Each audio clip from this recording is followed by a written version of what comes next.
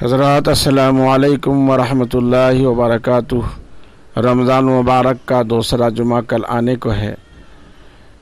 جمعے کی ادائیگی اس وقت بھی ہمیں شرعی قانونی مجبوری کی بنا پر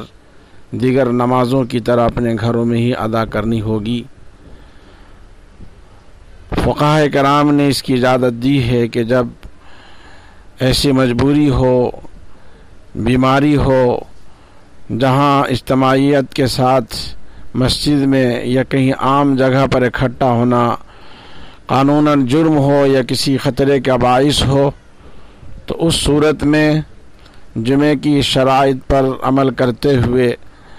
اپنے اپنی جگہوں پر جمعے کی نماز قائم کی جا سکتی ہے۔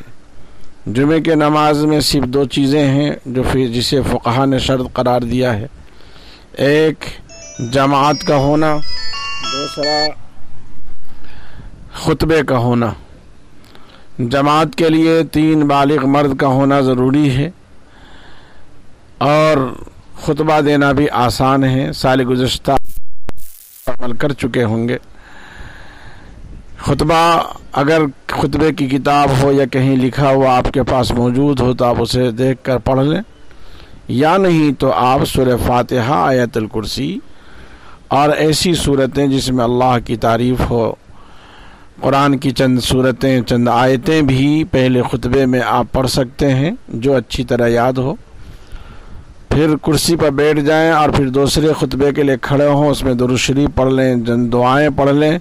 یہ آپ کا دوسرا خطبہ ہو گیا۔ خطبے سے پہلے جس طرح اذان دی جاتی ہے وہاں بھی اذان اپنے گھر میں آپ دلائیں گے۔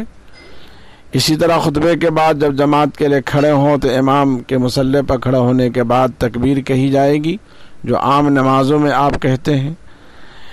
دارالعلوم دیوبند کا اس وقت کا تازہ فتویٰ اس سلسلے میں اسی کی اجازت کے شائع ہوا ہے کہ لاک ڈاؤن کی قانونی مجبوری کی بنا پر اپنے گھروں میں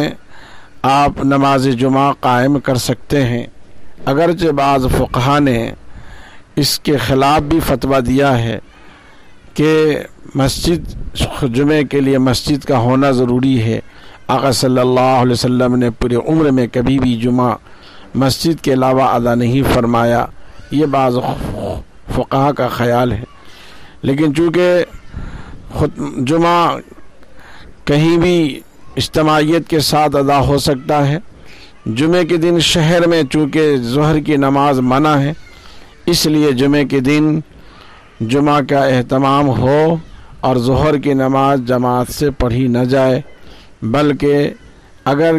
کسی کا جمعہ رہ جائے تو وہ اس دن اپنی ظہر کی نماز کو الگ الگ پڑھے۔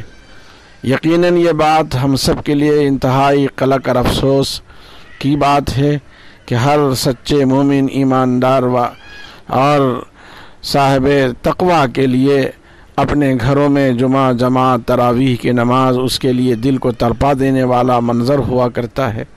لیکن یقین جانیے اللہ تعالیٰ آپ کے اس دل کے کرب اور بے چینی کو، جو شریعت کے تقاضے اور قانونی مجبوری کی بنیاد پر آپ اختیار کر رہے ہیں، آپ جس قدر مسجد میں حاضری کا اپنے دل میں قلق اور افسوس رکھتے ہوئے اس فریضے اور اس عمل کو انجام دیں گے، انشاءاللہ یقیناً آپ کو وہی ثواب گھر میں بھی حاصل ہوگا جو مسجد میں حاصل ہوتا۔ آقا صلی اللہ علیہ وسلم نے تو مسجد کی مثال مسلمانوں کے لیے مچھلی سے دی ہے کہ جس طرح مچھلی بغیر پانی کے زندہ نہیں رہتی، اس کو سکون اور راحت نہیں ملتی، اسی طرح ایک ایمان والے سچے مومن متقی مسلمان کو اپنی نماز کے لیے مسجد کی حاضری ہی اس کو بے چین کرتی ہے، لیکن اس وقت اس مجبوری کی بنا پر آپ اپنے گھروں میں اس کو بشاشت کے ساتھ، اطمینان کے ساتھ ادا کریں۔ جمعے کے دن اپنے گھروں میں نماز جمعہ کا اہتمام کریں۔ اس کے اندر صرف اتنی یہ ہے اذن عام کی صورت، یعنی اگر دوسرا کوئی شخص بھی اس جمعے میں آپ کے ہاں آنا چاہے تو وہ آ جائے، اس کے لیے جمعے کی جماعت سے پہلے تک آپ اپنے گھر کے دروازے کو اگر کھولے رکھیں تو یہ شرط بھی انشاءاللہ پوری ہو جائے گی۔ اور ایک بہتر نعمت اس صورت میں اللہ ہمیں یہ بھی عطا فرما رہا ہے کہ دیگر نمازوں میں، تراویح میں جس طرح اپنے صفوں میں، اپنی جماعت میں گھر کے بچوں اور بچیوں اور خواتین کو شریک کرتے ہیں، کرنی چاہیے۔ اسی طرح جمعے کے اندر بھی اپنے گھر کی خواتین کو پردے کے ساتھ اگر وہ پیچھے کھڑی ہو جائیں، بچوں کے پیچھے ان کی سب بن جائے، تو ان کی بھی جمعے کی نماز الحمدللہ ادا ہو جائے گی اور ایک بڑی جماعت ہو جائے گی، جس سے گھر کے اندر ہمیں نماز کے قیام اور اس کی تربیت کا بھی ثواب ملے گا۔ اللہ پاک ہم سب کو